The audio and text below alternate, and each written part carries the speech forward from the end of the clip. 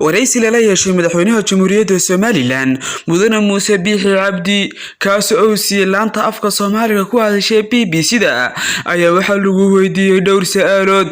su'aasha koobaad ayaa ahayd maxaad nooga sheegi kartaa shakhsiyadaada madaxweynaha Jamhuuriyadda Somaliland mudane Muuse Biixi Cabdi ayaa wuxuu ku jawaabay waxaan ahay qaraadh iyo macaan meel ku wadayaal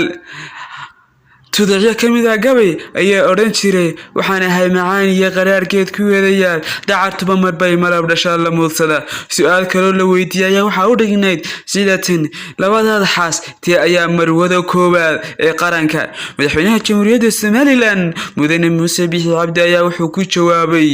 waa dhaqan inaga yimi xagga reer galbeedka hablaheena oo dhani dhamaan waa wada marwooyin su'aal kale ayaa ahayd oo la weydiiyay waa maxay balwadaada mudane Muuse Biixi Cabdi madaxweynaha Jamhuuriyadda Somaliland ayaa waxa uu kaga jawaabay balwadaydu waa hadal oo kaliya